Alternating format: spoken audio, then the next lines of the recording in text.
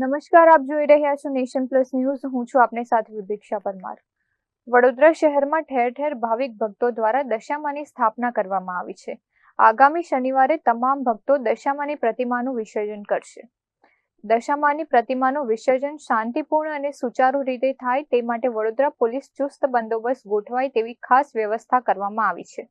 દશામાની પ્રતિમાના વિસર્જનને ધ્યાને રાખીને વડોદરા શહેરના ઝોન 3 પોલીસ હદ વિસ્તારમાં આવેલા તરસાલી તળાવ, મકરપુરા ગામ તળાવ અને માંજલપુર ગામ તળાવ ખાતે ભક્તો માટે તમામ જરૂરી સુવિધાઓ ઊભી કરાઈ છે.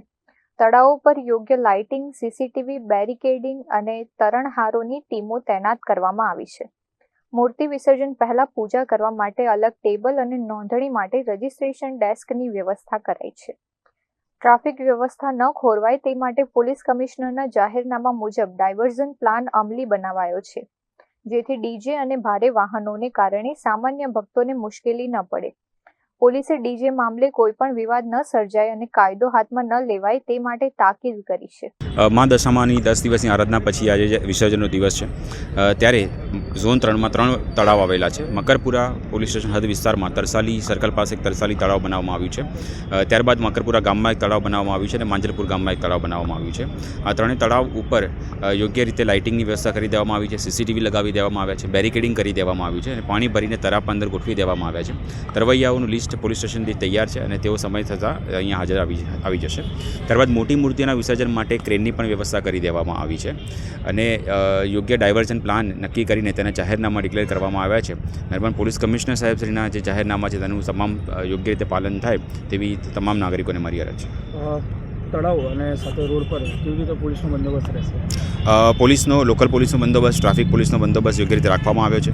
ડાયવર્ઝન પ્લાન જે મોટા ડીજે, મોટા ભારે વાહનો આવશે તેના દ્વારા જે ભક્તાળુઓ તળાવ સુધી આવી રહ્યા છે તેમને કોઈ તકલીફ ન પહોંચે એના માટે યોગ્ય ડાયવર્ઝન પ્લાન બનાવવામાં આવ્યા છે. તેનું જો પાલન કરવામાં આવશે તો વ્યવસ્થિત રીતે, શાંતિપૂર્ણ રીતે તમામ ભક્તાળુઓ પોતાના નિર્ધારિત સમયે અહીંયા તળાવ પર આવીને અંતિમ વખત વિસર્જન પહેલાં એની પૂજા કરીને એને વિસર્જન કરાવી શકશે.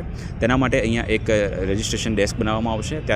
એ સિવાય અહીંયા એક સાઈડમાં એક ટેબલ બનાવીને અંતિમ વખત એને પૂજા કરી શકે તે માટેની વ્યવસ્થા પણ કરવામાં આવશે. પૂજા કર્યા પછી તેની નોંધણી કરાવીને તરાપાને આપીને એને વિસર્જન કરાવી દેવામાં આવશે. શું લોકો ભક્તોને શું અપીલ? તમામ ભક્તોને અપીલ છે કે ડીજેને એનો ઉપયોગ છે તો જ્યાં ડીજે બેન છે એવા જગ્યાઓમાં ડીજે લઈને જવું નહીં અને જે ડાયવર્ઝન પ્લાન બનાવવામાં આવે છે ત્યાંથી ડીજેને ડાયવર્ટ કરી દેવું અને ડીજેમાં નાચતી ગાતી વખતે કોઈને કંઈ હાથ વાગી જાય અને કંઈ માથાકૂટ થાય તેવો પ્રશ્ન ઊભો ન થાય તેનું ધ્યાન રાખવું અને ઇનકેસ જો કોઈ બનાવ બને છે તો તાત્કાલિક પોલીસનો સંપર્ક કરવો અને કોઈપણ કાયદાને હાથમાં લઈને કોઈ એવું કૃત્ય કરવું નહીં. બીજી તરફ વડોદરા શહેરના મેયર ગીતા મકવાણાએ સ્થાનિક ભક્તોને અપીલ કરતા જણાવ્યું હતું કે વોર્ડ નંબર 13ની કચેરી ખાતે આશરે 700 જેટલી નાની મૂર્તિઓ શ્રદ્ધાપૂર્વક વિસર્જિત થઈ શકે તેવું કૃત્રિમ તળાવ તૈયાર કરાયું છે. દૂર જવું ન પડે અને મુખ્ય તળાવો પર ભીડભાડ ન થાય તે માટે નજીકના વિસ્તારના નાગરિકોએ સ્થાનિક કૃત્રિમ તળાવમાં જ પર્યાવરણ અને સ્વચ્છતાની જાળવણી સાથે વિસર્જન કરવું. આજે અત્યારે પવિત્ર દિવસ ચાલી રહ્યા છે. દશામાના હવે જ્યારે વિસર્જનની વાત આવે છે ત્યારે આપણે કૃત્રિમ તળાવમાં આપણે વિસર્જન કરાવીએ છીએ.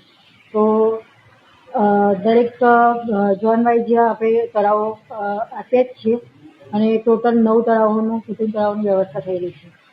પરંતુ જ્યારે વોર્ડ નંબર 13ની વાત કરું તો આ પહેલી વખત આપણે પહેલીવાર વોર્ડ નંબર 13માં એક કૃત્રિમ તળાવનું આયોજન કર્યું છે અને જે તળાવ લોકોને લાગણી અને ભાવનાઓનો ધ્યાનમાં રાખીને અમે એક નાનું તળાવનું આયોજન કર્યું છે.